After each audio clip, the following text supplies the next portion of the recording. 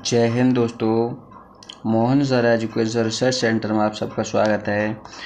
आइए आज हम chapter number 4 parts of speech सीखेंगे। क्या होता है, क्या इसकी डेफिनेशन होती है, कौन कौन से शब्द होते हैं जिनके लिए हम पार्ट्स ऑफ स्पीच कहते हैं, यानी कि जो स्पीच होते हैं उसमें किन किन अंगों का प्रयोग किया जाता है। तो उसके पार्ट्स क्या क्या हैं, चलिए आइए जानते हैं। इसके लिए देखिए, पार्ट्स ऑफ स्पीच यानी कि पार्ट्स मीन्स क्या होता है। पार्ट्स कहते हैं किसी अंग के लिए, भाग के लिए, है ना।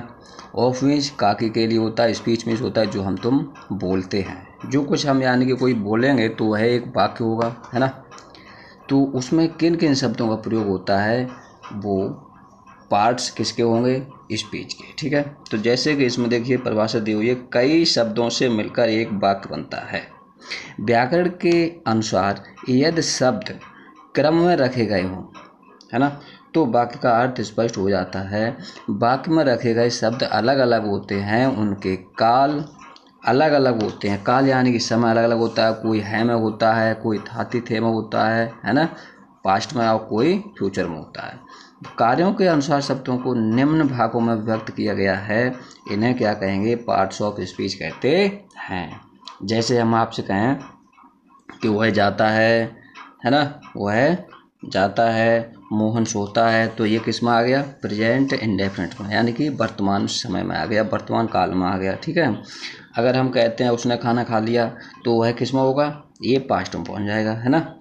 तो ये सब क्या है, यही तो पार्ट्स ऑफ स्पीच कहलाता है।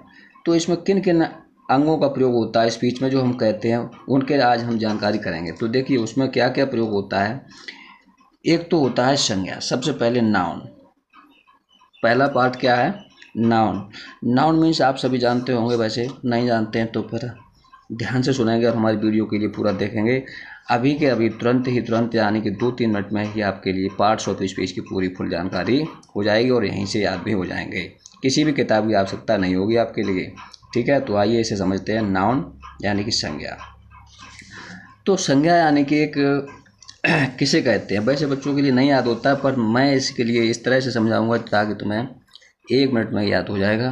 तो जो कुछ भी यानी कि हम देखते हैं, हमारे अपनी आँखों से जो कुछ देखते हैं, वह सभी क्या होता है, उसका कुछ ना कुछ नाम अवश्य ही होता है। तो जो हम उसके लिए नाम लेते हैं वही संज्ञा ही होती है। ठीक, जैसे इसमें देखिए दिया हुआ मोहन, दिल्ली, कच्चा सोना, है ना, घोड़ा, ईमानदारी, ये सब क्या हैं, ये सभी नाउन हैं। NOUN नाउन ही हैं।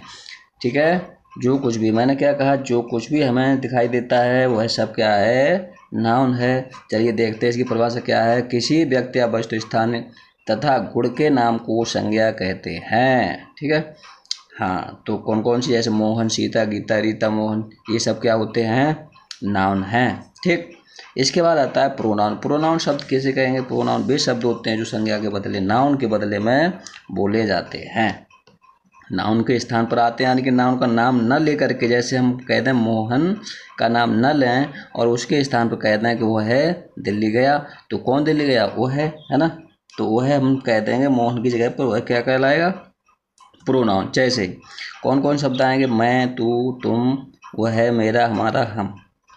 जैसे देखिए एक वाक्य हम लिख रहे हैं, ये एक वाक्य है कि मोहन दिल्ली गया, ये वाक्य है। अब मोहन क्या है, मोहन है नाउन। ठीक है, ये क्या चीज़ है, नाउन है। अब मोहन की जगह पर अगर हम लिख देते हैं कि वह है दिल्ली गया, वह है दिल्ली गया, तो ये क्या कहलाएगा, देखिए वह है दिल्ली गया, तो वह क्या शब्द है, वह है प्रोनाउन, है ना। वह शब्द क्या है, प्रोनाउन है, ये PRONOUN। ठीक, ये है प्रोनाउन। और मोहन क्या शब्द है, ये नाउन है। दिल्ली क्या है, नाउन है। ठीक है, दिल्ली भी यानी कि एक शहर का नाम है, तो ये भी नाउन है, ये भी नाउन है, और वह क्या शब्द है, प्रोनाउन है। ठीक, तो इसके बाद अब आगे समझते हैं। अगला है देखिए वर्ब। तीसरा पार्ट क्या है, वर्ब है, VERB। क्रिया, क्रिया सभी जानते होंगे, लेकिन क्रिया के लिए परिभाषित कैसे करते हैं देखिए, जिन शब्दों से काम का होना या पाया जाता है, यानी कि काम ये मालूम पड़ना चाहिए कि कुछ काम हो रहा है, ठीक है, या जिनके प्रत्येक वाक्य का अर्थ स्पष्ट होता हो। अगर अर्थ स्पष्ट नहीं होता है तो वह समझ लीजिए क्रिया नहीं है उसमें। जैसे खाना पीना, उठना बैठना, सोना कूदना, ये सभी क्या होती हैं, क्रियाएं होती हैं, ठीक है। हाँ, तो इसी वाक्य से देखिए समझ लेते हैं। यहाँ क्या था, मोहन दिल्ली गया, मोहन दिल्ली गया। या देखिए अगला वाक्य लिखते हैं, सीता पत्र लिखती है, ठीक है, लिखती है। अब हम देखिए ये शब्द हटा दें, ये वाला शब्द नहीं पढ़ेंगे, तो हम कहेंगे कि सीता पत्र है। अब देखिए सीता पत्र है, ये वाक्य देखिए गलत लग रहा है ना। इसका मतलब क्या है, वाक्य का अर्थ पूरा कब होगा, जब हम कहेंगे सीता पत्र लिखती है। तो ये जो है ये क्या है, वर्ब है। ये क्या चीज़ है, वर्ब है, VERB, ठीक है ना। यही अर्थ स्पष्ट कर रही है, क्या कर रही है, अर्थ स्पष्ट कर रही है। यानी कि ये बता रही है कि सीता क्या कर रही है, सीता एक पत्र लिखती है। तो ये शब्द कौन सा हो गया, वर्ब हो गया। सीता क्या है, नाउन है, ठीक है। हाँ, इसी तरह से अब अगला समझते हैं। चौथा है इसका पार्ट, एडवर्ब। एडवर्ब क्या है, विशेषण, एडजेक्टिव है ये, ठीक है ना।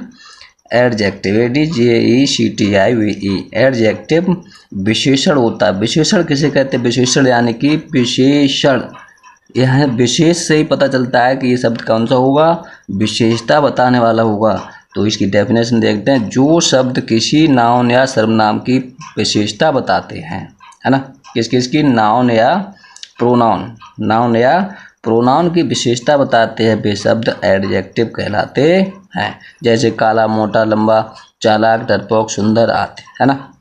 तो इसे भी समझ लेते हैं। देखिए जैसे हम यहाँ पर लिखते हैं कि राम एक अच्छा लड़का है, ठीक है ना।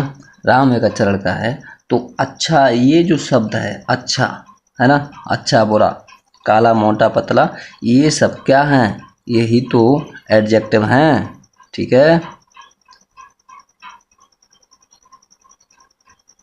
ये एडजेक्टिव है, ठीक। यानी कि राम है, नाउन है, तो नाउन की जो विशेषता बताता है वह क्या है, लड़का अच्छा है। कैसा है, राम कैसा लड़का है, अच्छा लड़का है। तो ये शब्द कौन सा हो गया, एडजेक्टिव, ठीक है ना। तो वे शब्द जो क्रिया, वे शब्द जो नाउन और प्रोनाउन की विशेषता बताते हैं उसे हम क्या कहेंगे, एडजेक्टिव कहते हैं। अगला समझते हैं एडवर्ब के लिए। तो एडवर्ब क्या होता है, क्रिया विशेषण।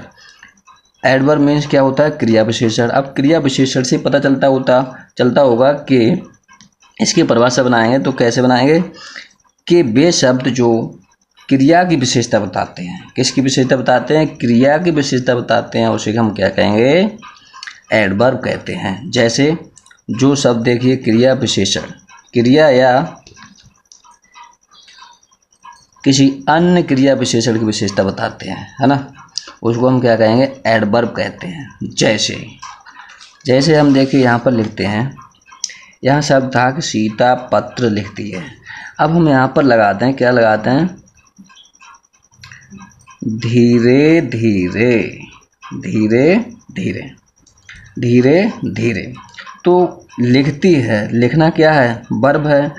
अब कैसे लिखती है, धीरे धीरे लिखती है ना, धीरे धीरे लिखती है, धीरे धीरे लिखती है। तो धीरे धीरे जो शब्द है वह क्या होगा, एडवर्ब होगा। क्या होगा, एडवर्ब, ठीक है, एडवर्ब, ये क्रिया विशेषण है। इसी तरह से अगला समझते हैं। देखिए 6 पॉइंट है प्रीपोजिशन। प्रीपोजिशन मीन्स क्या होता है, संबंध बोधक, संबंध बोधक। तो ये शब्द कहाँ पर प्रयोग किए जाते हैं, देखते हैं, समझते हैं। इसके लिए जो शब्द क्रिया या संज्ञा या सर्वनाम पूर्व प्रयुक्त होकर किसी दूसरे या नाउन से या सर्वनाम यानी कि प्रोनाउन से उसका संबंध प्रकट करते हैं, वह प्रीपोजिशन कहलाते हैं। जैसे मैं, पर, से, को, आदि, ये सब क्या कहलाते हैं? प्रीपोजिशन। ठीक है। जैसे अगला समझते हैं कंजक्शन। कंजक्शन क्या होता है? समुच्चय बोधक होता है ये, है ना। तो इसे भी समझ लेते हैं। देखिए वाक्य के अनुसार समझेंगे एग्जाम्पल से। जैसे हम यहाँ लिखते हैं, यह है किताब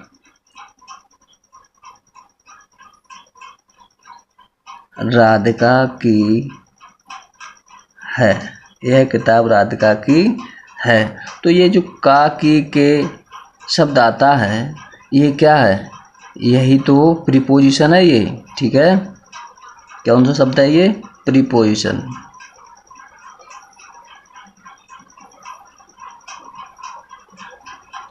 ठीक है, प्रीपोजिशन शब्द है ये। इसी तरह से अगला समझेंगे 7 नंबर पर कंजक्शन। कंजक्शन क्या है?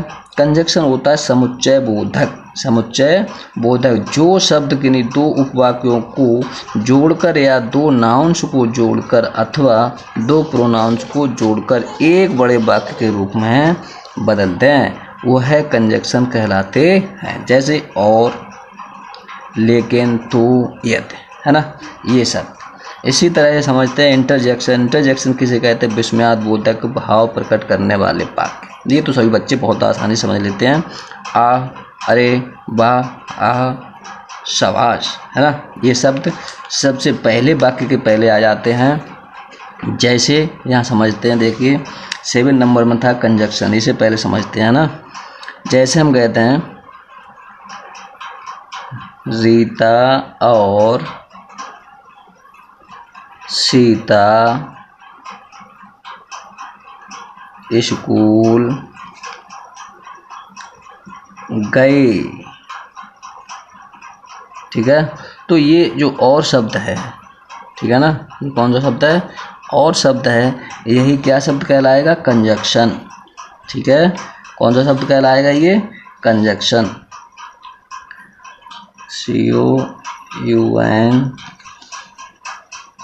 CONJUCTION। ठीक है।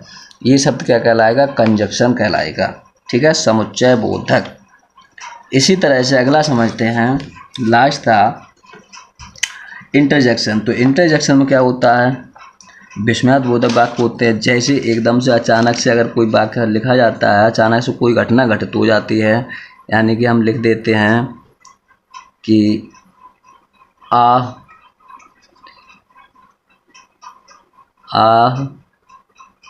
मेरे